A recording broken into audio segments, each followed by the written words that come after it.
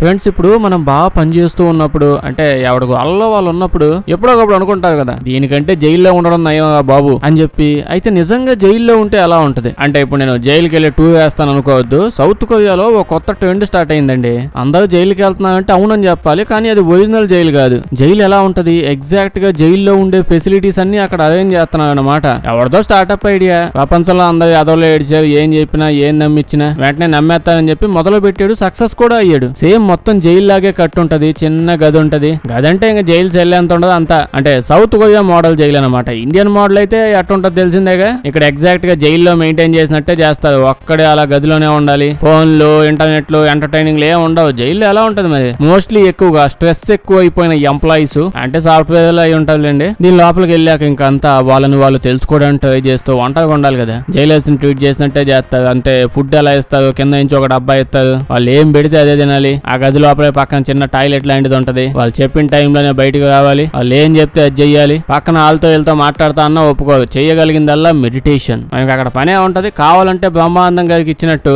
ఓ బస్తా పెన్నులు, దస్తా కాగితాలు ఇస్తారు. మనం మంచిగా రాసుకోవచ్చు. ఆత్మకథ, జైలుకి ఎందుకు వచ్చాం, అన్ని డీటెయిల్స్ రాసుకోవచ్చు. ఏమంటావు, ట్రైల్ వేస్తావు ఏంటి? ఓ ఇండియాలో సర్వీస్ లేదు కదా ఇప్పుడు. మన దగ్గర పెట్టినా వర్కౌట్ అవ్వదేమో. లోపల ఏదో ఒక రెస్టారెంట్ ఉంది అంటేనే పనిచేసిద్ది.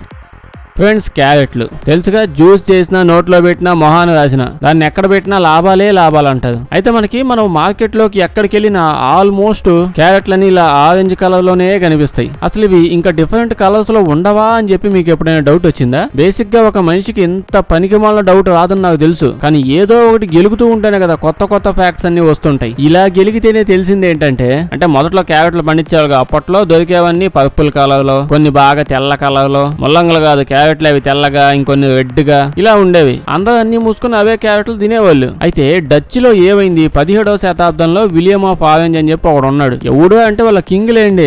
ఒక రోజు కింగ్ కి గ్యాస్ ట్రబుల్ ఎక్కువైపోయి చచ్చిపోయాడు. చచ్చిపోయిన తర్వాత అంటే ఈ లోపే వాళ్ళు ఏదేదో చేసి పెట్టుకుంటారు అంటే వాళ్ళ లెగసీ అని చెప్పి వాళ్ళు గొప్ప వాళ్ళని ఏది పెడితే అది ఎవరితో రాసుకున్నాడు. అయితే డచ్ లో ఆ టైంలో ఉన్న జనాలు అంటే మేబీ వాళ్ళ బంధువులేమో మన కింగ్ లెగసీని ఇంకా ఎక్కువ చేసేద్దాం, ప్రపంచం అంతా గుర్తు పెట్టుకోవాలని చెప్పి వాళ్ళు చెప్పానుగా. చచ్చిపోయిన వాడి నేమ్ లోనే ఆరెంజ్ ఉంది. వీడికి ట్రిబ్యూట్ గా ఏదో చేద్దామని ఇప్పుడు క్యారెట్లు ఉన్నాయి కదా, రెడ్ ఇందాక చెప్పిన కలర్స్ లోనే ఉంటాయి. ఏదో అప్పుడప్పుడు అడపా కొంచెం కలర్ చేంజ్ అయ్యి వస్తుంటాయి. ఆ రెడ్ ది సడన్ గా కొన్ని ఆరెంజ్ కలర్ లో కూడా వస్తుంటాయి. దాంతో ఇంకా ఫార్మర్స్ అందరితో కలిసి సెలెక్టివ్ గా పిక్ చేసేది. అదే ఆరెంజ్ కలర్ ఏవేవి ఉంటాయో వాటినే పిక్ చేసేది. ఇంకా అలాంటి వాటిని ఫుల్ గా పండించడం మొదలు పెట్టేది. చూసుకుంటే ప్రజెంట్ మనం ఇప్పుడు ఎక్కువ తినే ఫుడ్ అంతా అలాంటిదే అనుకోండి. సెలెక్టివ్ గా ఇలా పండించినవే. అరటిపళ్ళు గానీ చాలా రకాలు ఉన్నాయి, అన్ని సెలెక్టివ్ గా పిక్ చేసినవే. ఒరిజినల్ గా వాళ్ళ ఉండేవి కాదు అసలు. సో ఆరెంజ్ గడి ట్రిబ్యూట్ గా ఈ ఆరెంజ్ కలర్ క్యారెట్లు బాగా పండించి బాగా ఎక్కువ పంటను చేసేసి అవే అంతా అమ్మడం గానీ సప్లై అంతా అదే చేసేది. ఆ విలియం ఆరెంజ్ గారు అన్నాడుగా, వాళ్ళ కొడుకులు అలా వచ్చి వాళ్ళ రాజులుగానే ఉండి తొక్కతోలు వ్యవహారాలు అందరూ వాళ్ళ ఉంటాయిగా, అవి వ్యాప్తి చెందించుకుంటూ ఇంగ్లాండ్, స్కాట్లాండ్, ఐర్లాండ్ అటు సైడ్ అంతా ఒక రాజ్యంలా చేసుకుని అప్పుడు బాగా పెద్దదిగా ఫామ్ అయిపోయింది.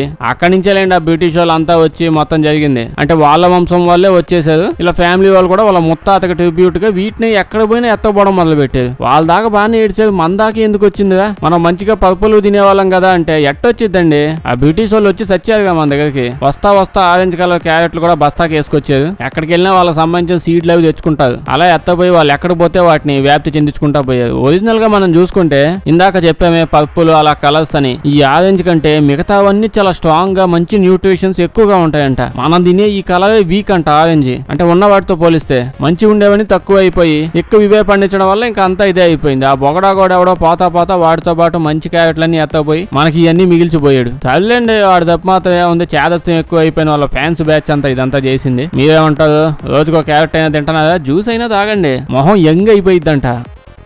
ఫ్రెండ్స్, ఈ మధ్య ఇతను బాగా రీల్స్ లో కనిపిస్తున్నారు చూసారా? లేకపోతే అన్ని యదవ నిబ్బి రీల్సే చూస్తా ఉన్నారా? మన ఇండియాకి ఇండస్ట్రీ ఇంకా సప్లై మినిస్టర్ లేండి ఇప్పుడు ఇతను ఒక స్పీచ్ ఇచ్చాడు, బాగా ఫేమస్ అయింది. ఏమనంటే ఇండియాలో స్టార్టప్లు బాగా ఎక్కువే వస్తున్నాయి. జొమాటోలు, డెలివరీలు, రకరకాలుగా అన్ని వస్తున్నాయి. కానీ వీటి వల్ల మనం మంచి ఇంటెలిజెంట్ యూత్ మొత్తాన్ని ఈ స్టార్ట్అప్ కంపెనీ వాళ్ళందరూ లేబర్ లాగా మార్చేస్తున్నారు. డెలివరీ అని చెప్పి అటు ఇటు తిప్పించడం తప్ప స్కిల్ ఉండదు, ఏముండదు, ఏదేదో చేయిస్తా ఉన్నారు. కానీ ఇంకో పక్క చైనానేమో చూసుకుంటే చాలా సార్లు ఇప్పటికే చెప్పాను కదా, వాళ్ళు అసలు ఎక్కడో ఉన్నది ఒరిజినల్ గా చెప్పాలంటే. అసలు ఎవడో టచ్ చేసే పొజిషన్ లో కూడా లేదు చైనా వాళ్ళు. హైలీ అడ్వాన్స్డ్ బ్యాటరీలు అంటారు, హైలీ అడ్వాన్స్డ్ ఏఐలు అంటారు, ఈవీలు అంటారు. అవన్నీ అసలు చెప్పాలంటే యూరోప్ అమెరికా వాళ్ళు కూడా తట్టుకోలేకపోతున్నారు. అంత అడ్వాన్స్ అయిపోయి ఉన్నారు, బేభత్సమైన హైటెక్ లో ఉన్నారు. ఇతను ఏమన్నాడంటే వాళ్ళ స్టార్ట్అప్ ఐడియాలన్నీ ఆ రేంజ్ లో ఎక్కడెక్కడో ఉంటే మనోళ్ళేంది అంతా ఇటు అటు తిప్పుకునే ప్రోగ్రాంలు అన్ని చిన్న చిన్న స్టార్ట్అప్లే పెడుతున్నారు, ఏమైంది అసలు మన యూత్ కి అని చెప్పి అతను అన్నాడు. ఇంకా వినే వాళ్ళకి ఆల్మోస్ట్ నిజమే కదా, ఆయన నిజమే చెప్తున్నాడు కదా అంటే ఇంకొంతమంది ఏంది నిజం మీకు కూడా అనిపించుంటది కదా. అంటే గొప్ప గొప్ప మంచి స్టార్ట్అప్లు వస్తే అందరూ ఇంకా ఇండియా కూడా గొప్పగా అవుద్ది. అయితే ఇప్పుడు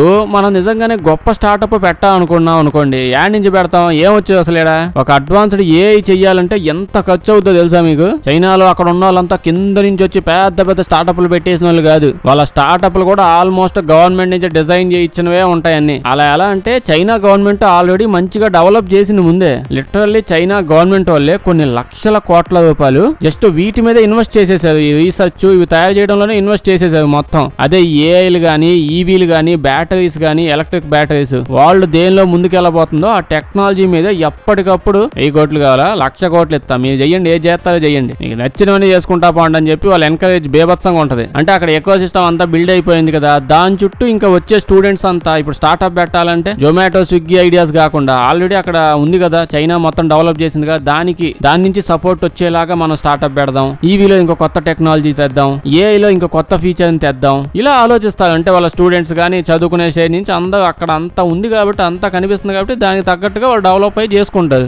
ఈవీలో ఎక్కడో ఉంది ఎక్కడో ఉందంటే ఎందుకుంది, ఎప్పటి నుంచో ఉన్న సపోర్ట్ అది. మన దగ్గర అసలు ఎక్కువ సిస్టమే ఏం ఉండదు. ఇంకా మన స్టడీ సిస్టమ్ గురించి చెప్పాలంటే అమ్మో జాతర, దాని గురించి డిస్కషన్ వద్దు అసలు ఇప్పుడు. ఇంకో పక్క చైనాలో వాళ్ళ దగ్గర ఇట్లాంటి కొత్త కొత్త ఐడియాస్ కొత్తవి ఏమైనా వచ్చాయనుకోండి, వాళ్ళ మీద వాళ్ళు పెట్టే స్టార్ట్అప్స్ వాటి మీద ట్యాక్సెస్ ఎత్తేసారు ఈ సెక్టార్స్ లో ఏమైనా చేస్తే. మన దగ్గర ఇక్కడ పాప్కార్న్ మీద పంచదార పడిందంటే సగం డబ్బులు తీసే మొత్తం ముందు డబ్బులు మాకు ఇచ్చే, తర్వాత నీకు ఎంత ఇస్తామో చెప్తా ఉంటారు. బట్ స్టిల్ ఈ సిచ్యువేషన్ లో కూడా ఎంతో మంది ఇండియన్స్ కొంతమంది బాగా కష్టపడి ఈవీస్ వీటి సైడ్ వచ్చి బాగా డెవలప్ చేయడానికి ట్రై చేస్తున్నారు మంచి స్టార్ట్అప్స్ తో. ఒరిజినల్ గా చాలా గొప్ప విషయం అది. అయితే దీని గురించి మీరేమంటారు కామెంట్స్ లో చెప్పండి.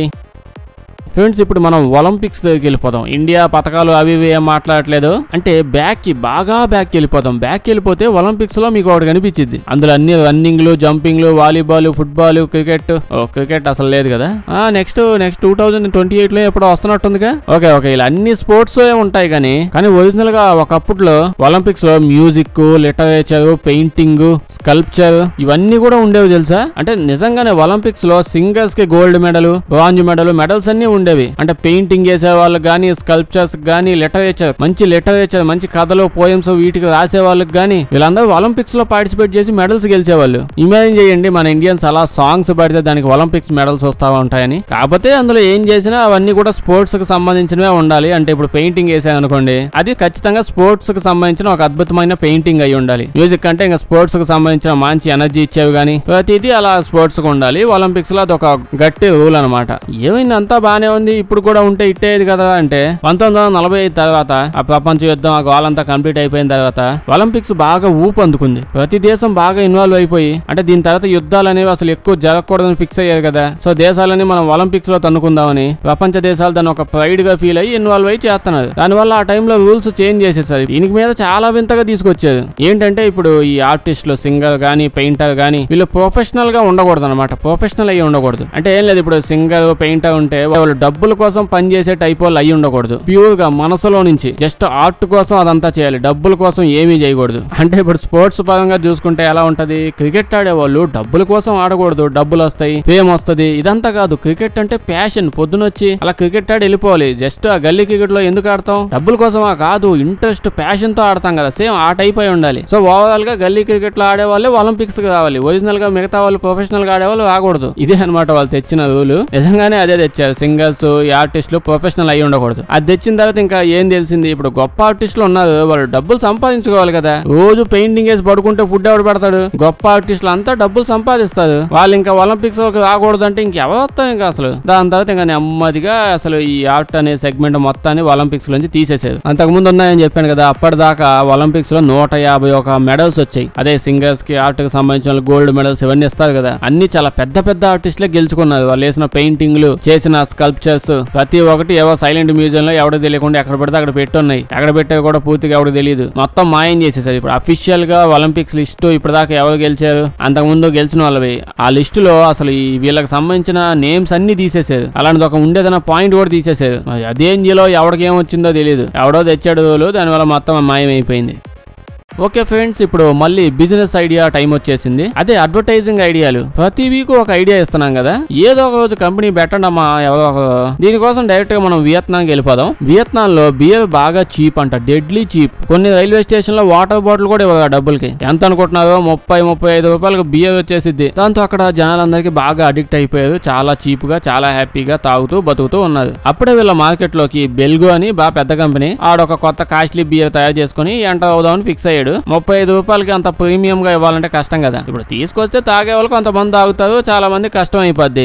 ఎక్కువ మంది అయితే కొనరు. అంత తక్కువ వస్తున్నప్పుడు ఇంత రేటుకి. దాంతో కంపెనీ వాడు మొత్తం అంతా ఒక స్ట్రాటజీని ప్లాన్ చేసుకుని సిటీలన్నింటిలో అప్లై చేసాడు. ఏంటి, ఇప్పుడు చీప్ గా బియర్ వస్తుంది కదా వాళ్ళది, దాన్ని ఆ డబ్బా తీసుకొని వచ్చి, ఖాళీ డబ్బా కాదు ఫుల్ కొత్తలో ఒకటి కొనుక్కొచ్చి, వీళ్ళు వెండింగ్ మిషన్స్ ఒక మిషన్ పెట్టే అన్నాను కదా, ఆ మిషన్ లో దీన్ని పడేయాలి. ఆ బాటిల్ పడేస్తే దానికి బదులుగా వీళ్ళ కంపెనీ వల్ల మంచి ప్రీమియం బియర్ బాటిల్ ఒకటి వస్తుంది బయటికి. కరెక్ట్ గానే ఉన్నది. ఆ చీప్ 35 వేసేస్తే వీళ్ళది ఇస్తారు. తర్వాత ఏం చేస్తారు అంటే, ఏముంది చీప్ గా వచ్చిన బాటిల్స్ అన్నిటిని బ్లాక్ లో అమ్ముకుంటారు. కంపెనీగా జనాల గురించి చెప్పాలంటే అంటే వాళ్ళకి తెలిసిద్ది కదా.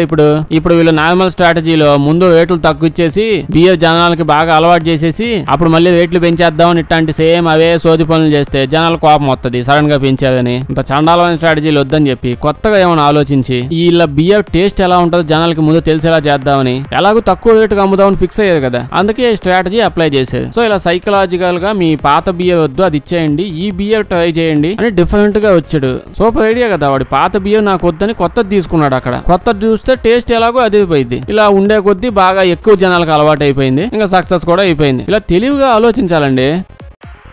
ఫ్రెండ్స్, మీరు చాలా ఇల్లులు చూసుంటారు. అయితే మీరు ఎక్కడో చదువు ఉంటారు, ఇంకా చదివేదే ఉంది కానీ ఈ టైంలో ఏదో ఇన్స్టా రీల్లో చూసుంటారు. నేను చూశాను. ఏముంటదంటే భూమి మీద బతకడానికి, అంటే ఇక్కడ ఉండడానికి డబ్బులు సంపాదిస్తూ దీని మీద బతకడానికి రెంట్లు కట్టుకుంటూ, అంటే భూమి మీద బతకడానికి డబ్బులు ఇస్తూ ఉన్న కేవలం ఏకైక ప్రాణి మనుషులే అని చెప్పి, మిగతా అన్ని ఎక్కడ నచ్చితే అక్కడ ఏది కావాలంటే అది తింటూ హ్యాపీగా ఉంటున్నాయి. అంటే అది మనం చెట్లన్నీ కొట్టేయకుండా ఉంటే ఉంటాయి, లేకపోతే అన్ని అట్లా రోడ్ల మీదకి వచ్చేస్తాయి అనుకోండి. సో మనుషులే ఈ స్టేజ్కి వచ్చాం. ఎలాగో వచ్చాం కాబట్టి మనం కడుతున్న వింత ఇల్లులు చూద్దాం. ముందుగా సేల్ కొన్న ఇల్లు చూసేద్దామే. మీరు కొనుక్కుంటారేమో అని తెచ్చాను. ఎంతసేపు 2 BHK 3 BHK ఎదుగుతూ ఉంటారో. ఇదిగో ఈ కొండల్లో ఉన్న BHK అని చూడండి, ఇది అమ్మకానికి వచ్చింది. ఇది ఒక ఇల్లు.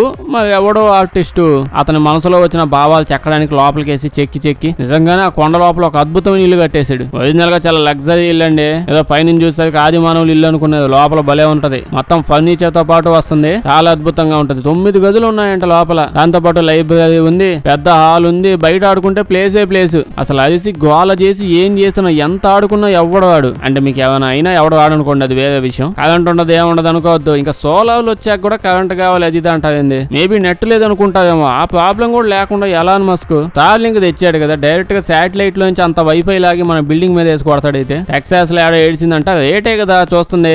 ఏముంటది, ఒక 20 కోట్లు ఉంది అంతే. ఒరిజినల్ గా చెప్పాలంటే అది చాలా చీపే. అదే దీన్ని వేలం పాటలో వదిలేసి కొంచెం హైప్ ఇచ్చేసారు అనుకోండి, తెంగ వాళ్ళంతా వచ్చి కోట్లు కొనుక్కుంటారు. వెంటనే వెళ్ళి కాంటాక్ట్ అయ్యి కొనుక్కోండి. అసలే మన ఛానల్లో పెట్టిన ఇళ్ళన్నీ తొందరగా సేల్ అయిపోతూ ఉంటాయి. ఓకే, చీప్ గా 25 కోట్లు అంటావేంటో, మా లెవెల్ ఏంటి, నువ్వు మాట్లాడేది ఏంటి అని మీరు అనుకుంటున్నదైతే మీకోసమే 100 కోట్ల రూపాయలకి ఇంకో ఇల్లు తెచ్చా. 100 కోట్లు ఇస్తే వెంటనే ఇచ్చేస్తారు. ఇల్లు ఎలా ఉంటుంది అనుకుంటున్నారు, చూస్తే నమ్మలేదు. ఇదిగో చూడండి, నమ్మగలుగుతున్నదా? మీరేం డౌట్ పడమాకండి. ఇంకా ఏమైనా ఉందేమని. ఏం లేదు, అక్కడ ఎంత కనిపిస్తుంది అంతే సన్నగా ఉంటది. 2 చేతులు చాపేవనుకోండి, చాపే అంత గ్యాప్ కూడా ఉండదు. లోపలికి వెళ్తే అన్ని మీకు అంటే ఆ ఇల్లుకి తగ్గట్టుగానే డిజైన్ చేయబడింది. ఏదైనా ఇల్లుకి తగ్గట్టు ఉండాలి కదా. అంతే సన్నగా డైనింగ్ టేబుల్, సన్న లైబ్రరీ, సన్న వంటగది, సన్న ఫోను. అక్కడతో అయిపోకండి, సన్న టాయిలెట్ కూడా ఉంటది. నేనేం సన్నగా చేయలేదు, ఒరిజినల్ గా అంత బక్కగా ఉంటది. మీరు ఇచ్చే ప్రతి రూపాయి వాల్యుబుల్ 100 కోట్లలో. ఇదైతే అస్సలు ఎక్కువ రోజులు ఉండదు, తొందరగా కొనేయండి. ఇది ఫిన్లాండ్ లో ఉండలేంది. ఒక ఆర్టిస్ట్ తన ఆర్ట్ చూపిద్దామని కట్టాడు, అంత డబ్బు ఇస్తే అమ్మేస్తాడు. అయితే ఒక ఆర్టిస్ట్ ఇలా మనసులో చాలా పెట్టుకొని ఉంటాడు. ఇప్పుడు దీన్ని చూడండి, ఇల్లు అంటే స్ట్రైట్ గానే ఉండాలా, వెనక్కి తిప్పి తిరగతిప్పి కూడా ఉండొచ్చు.